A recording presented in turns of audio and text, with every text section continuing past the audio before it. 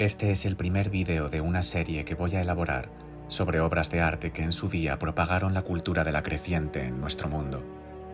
Tales obras proceden siempre, desgraciadamente, de un tiempo pasado, pues desde hace décadas solamente se propaga la cultura de la menguante, la cultura de la mentira que esconde tras de sí la infertilidad y la muerte, que se está alzando por doquier en esta terrible época. La historia interminable de Michael Ende es un libro fenomenal que propagó entre la infancia de hace medio siglo la cultura de la libertad, la creatividad y la individualidad. Si bien a su autor no le gustó su adaptación cinematográfica, hay que reconocer que la película sigue teniendo la misma afinidad con estos valores. Y hay que decir que esta afinidad es tan fuerte que nadie se ha atrevido a hacerle un remake todavía, porque a nadie se le ha ocurrido cómo corromper y pervertir el mensaje original para llevarlo a significar lo opuesto, como sí se ha hecho ya con la mayoría de películas de los años 80 y 90, que en su día difundieron la libertad. La historia interminable es una obra tan pura que por lo que parece resulta incorruptible. Su protagonista es Bastian Balthasar Bugs, un niño discriminado que se odia a sí mismo y que ha perdido a su madre, que solamente tiene un padre, de manera que Bastian vive en un mundo patriarcal, al igual que el ser humano en general desde la destrucción y humillación de la diosa hace milenios. Pues bien, adelantamos que la misión de Bastian será nada menos que darle un nuevo nombre a la emperatriz infantil de fantasía. Ella es sin duda la diosa Sofía, que pide ayuda al cielo. Y Bastian es por tanto el B, el segundo descendido desde otra dimensión para elevarla, para empoderarla, despertarla, liberarla y fertilizarla llevándola a la plenitud. Su mismo nombre, Bastian Balthasar Bugs, está compuesto literalmente de 3 Bs. B, recordamos, quiere decir segundo en lengua original, y es el nombre que se dio al Mesías libertador en el pasado remoto del ser humano. Michael Ende parecía saber esto.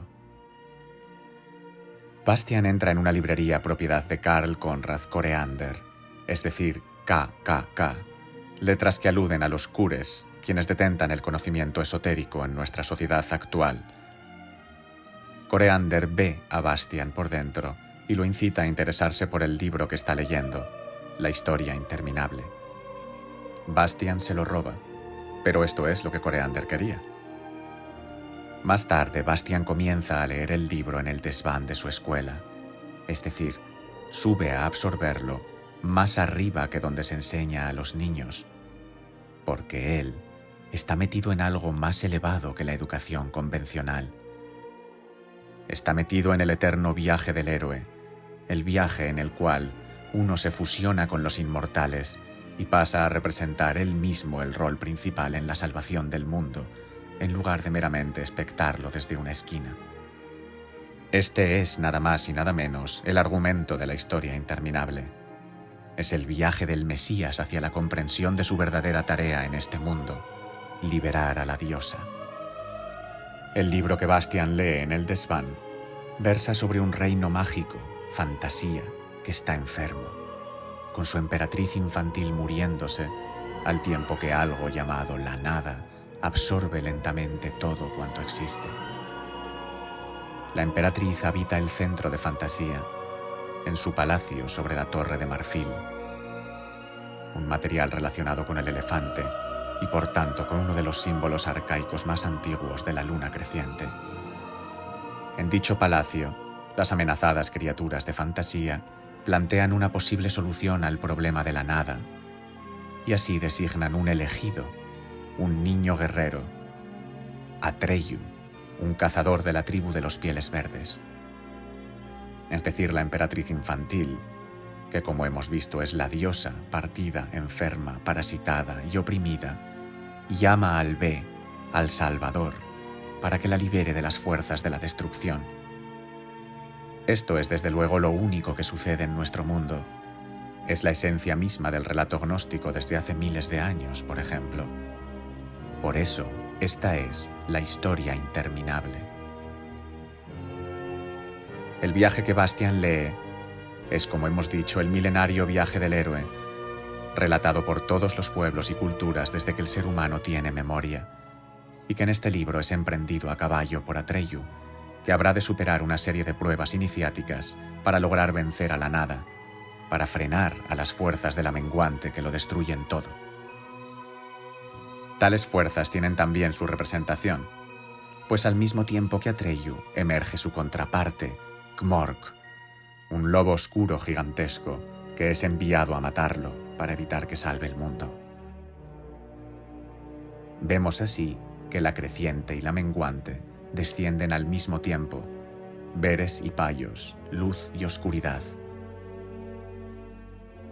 Atreyu porta el Aurin, otorgado por la emperatriz, un amuleto de poder que consiste en 2 serpientes enrolladas entre sí mordiéndose cada una la cola de la otra. Estas 2 serpientes son símbolo arcaico de reunión de los principios materiales separados, son símbolo de unidad, son el caduceo de la medicina, el símbolo de la Kundalini, etc. Y el caso es que a lo largo del libro, también Atreyu y Bastian, como las 2 serpientes, van a unirse progresivamente en un único ser. En su camino iniciático, ambos han de superar las siguientes pruebas. La primera es evitar sucumbir a la desesperación que lo hunde a uno en el pantano de la tristeza. El caballo de Atreyu, Artax, se hunde allí para siempre. Por mucho que Atreyu le incita a luchar, a ilusionarse, a intentarlo, Artax no puede. Se rinde y desaparece, por no poder soportar el horror que los rodea conforme van avanzando en el viaje, conforme van profundizando en la oscuridad. Su pérdida es llorada por ambos, Bastian y Atreyu, y el segundo se queda solo en su viaje. La segunda prueba es proseguir la búsqueda pese a que parezca imposible. La tortuga gigante, Vetusta Morla, le informa a Atreyu que su destino, el oráculo del sur, se encuentra a 10.000 millas. Y aunque desesperado por la noticia, Atreyu decide aún así proseguir su viaje. Esta voluntad férrea posibilita el descenso de la ayuda divina en la forma de Fuyur, el dragón de la suerte, que transportará a Atreyu directamente a su destino. La ayuda divina solo se moviliza mediante el intento inflexible de lograr algo imposible. Solo cuando nos esforzamos más allá de nuestras fuerzas, sin ninguna esperanza de éxito. La tercera prueba consiste en valorarse a sí mismo ante las puertas del oráculo del sur, que destruye a quien no se tiene en estima. Atreyu duda, pero en el último momento salta hacia adelante esquivando la muerte. Lo logra por no estar impedido por una coraza como el anterior caballero que lo intentó, por no ir adornado con alhajas superficiales. En esto consiste su valoración de sí mismo. La cuarta prueba consiste en resistir la mirada de su propio ser esencial frente a la segunda puerta del oráculo del sur, es decir, en no huir aterrado de la verdad interna. Atreyu ve que en el fondo él es Bastian, y lo mismo ve Bastian en su desván, ve que en el fondo él es Atreyu. Los 2 se sienten profundamente incomodados por este descubrimiento. Más tarde veremos por qué. Llegado por fin al oráculo del sur, este le explica a Atreyu cómo salvar Fantasía. El héroe ha de encontrar un niño humano que le dé un nuevo nombre a la emperatriz infantil. Es decir, ha de canalizar una solución a su mundo desde otra dimensión. Para ello, Atreyu ha de ir más allá de los confines de Fantasía. Él ve, desde luego, canaliza un orden armónico de otra dimensión, un orden divino destinado a despertar e iluminar el mundo partido. Atreyu no sabe cómo hacer esto. Intenta ir a los confines de Fantasía, pero descubre que Fantasía no tiene confines. Este conocimiento, de hecho, se lo da a su máximo enemigo, Gmork, pues la sexta prueba consiste en enfrentarse a las fuerzas de la menguante. Al borde de la destrucción completa, con la nada avanzando, en un templo de ruido cuyas paredes relatan la misma historia interminable que estamos presenciando, que relatan por tanto el eterno viaje del héroe, Atreyu avanza rememorando sus aventuras hasta el presente. Y finalmente se encuentra cara a cara con su contraparte, el lobo oscuro, que también está agotado y al final de su tiempo, pero que no lo reconoce como Atreyu. Gmork le explica a Atreyu que fantasía es producto de la imaginación humana y que por tanto no tiene límites, pero que la pérdida de la esperanza y el olvido de los sueños por parte del ser humano la está destruyendo. Gmork le dice a Atreyu que eso es la nada y le explica que él sirve al poder que hay detrás de esa nada, porque la gente sin esperanza es fácil de controlar, y esto es lo que tal poder quiere: controlar a la gente. Prestemos un poco más de atención a esto. La nada vacía los sueños y esperanzas de la gente para hacerlos más fáciles de controlar. A ver cómo hacéis un remake de esto. Suerte con ello. Gmork le dice a Atreyu que su misión era asesinar al Libertador, matar al Mesías llamado a salvar al mundo. Esta es la misión de la menguante, pero que lo perdió en los pantanos de la tristeza y que está ya muy cansado. Atreyu, también desesperado ante el fin del mundo, decide rebelarse y le chilla a gritos su identidad, llamándolo valientemente a luchar. Gmork se lanza a por él, pero Atreyu lo vence, atravesándole el corazón. En ese momento, Fantasía es destruida casi completamente por la nada, quedando tan solo en pie en medio del vacío la Torre de Marfil, donde la emperatriz infantil agoniza. Atreyu y Fuyur logran llegar hasta allí. Atreyu llora porque cree haber fallado, pero la emperatriz le explica que no es así, y que el niño humano está ya allí con ellos, que Atreyu lo ha atraído mediante su valeroso viaje, pero que desgraciadamente él todavía no sabe que es el único que puede salvar al mundo, que todavía no se ha dado cuenta de que ya es parte de la historia interminable.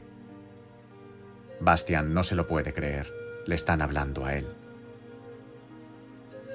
Michael Ende te está diciendo que eres tú y no otro quien puede salvar al mundo, y que la única forma de hacerlo es creando. Atreyu nos ha traído en realidad a todos allí, a ese momento último en el que todo está a punto de desaparecer. Nos ha traído mediante su ejemplo de valor e integridad, enganchando nuestro corazón, nuestra admiración. Nos ha traído para que elijamos, para que tomemos partido por la luz y reconstruyamos el mundo, aunándonos con las fuerzas de la fertilidad. Atreyu ha movilizado la luz en cada ser humano para despertarlo y hacerlo participar en ese gran acto de creación, que es el único capaz de salvar el mundo. El Mesías no puede salvar el mundo por sí mismo, solo puede despertarlo, solo puede despertarte a ti. Esa es la historia interminable, pues es la única historia que se da en nuestro mundo todo el tiempo. Destrucción y creación en las manos del ser humano, en tus manos. Finalmente Bastian lo entiende y decide vivir plenamente según sus sueños. Y en el último momento antes de que la Torre de Marfil sea destruida, bautiza a la emperatriz como hija de la luna, pues eso es lo que es ahora, hija de la luna creciente de hecho, de los Vere que han intervenido de nuevo para salvar el mundo y hacerlo renacer después de que el invierno, el infierno, casi lo destruyera. Fantasía surge de nuevo a partir de un grano de arena, de una semilla, lo último que quedó de ese gran reino. Basta una semilla y un gran acto de voluntad creativa para resucitar y reoriginar el todo. En medio del vacío previo a la creación, el Ve y la diosa hablan frente a ese grano de arena. Hablan de cómo el Mesías va a reconstruir Fantasía entera mediante su imaginación, de cómo la luna creciente va a fertilizar ese minúsculo grano de arena para hacer salir de él de nuevo el Edén en la tierra. Ese es el argumento de la segunda parte del libro, que no se llevó al cine. En el reverso de Laurin, que ahora pertenece a Bastian, está escrito haz lo que quieras. Y Michael Ende se encarga de aclararnos su significado en la segunda parte de su libro a través del personaje de Graograman, un león que mata todo lo que lo rodea pulverizándolo, y que por tanto cabalga siempre por un desierto de colores. Graograman muere cada noche permitiendo que la selva nocturna vuelva a crecer, y de día revive y vuelve a destruirla. El león, por tanto, lleva al desierto consigo. Él es la destrucción misma. Graograman le dice a Bastian que haz lo que quieras quiere decir que él debe hacer su verdadera voluntad. Bastian le pregunta cómo puede descubrir esa verdadera voluntad, y el león le dice que solamente siguiendo el camino de los deseos, de uno a otro hasta llegar al último. Un camino peligrosísimo, avisa, pues es facilísimo perderse en los que no son auténticos. El ser humano crea el mundo mediante la expresión pura y directa de su deseo auténtico, y llega a saber cuál es este deseo auténtico, cumpliendo uno detrás de otro todos sus deseos, sean auténticos o no.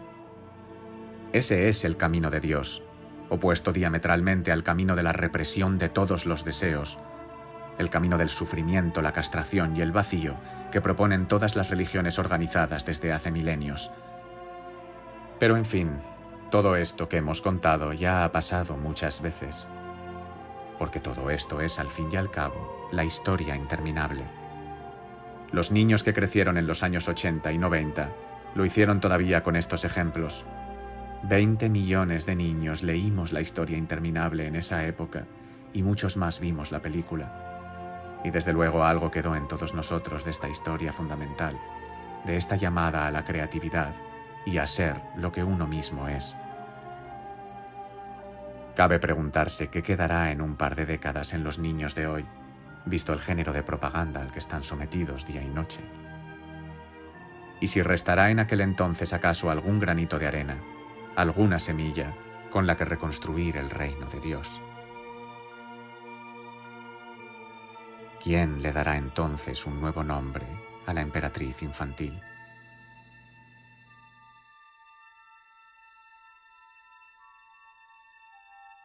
Dadle a like si os ha gustado y suscribíos. Recordaros que mi libro La religión primordial está ya a la venta y que podéis acceder a muchos contenidos extra en mi cuenta de Patreon, que dejo en la descripción.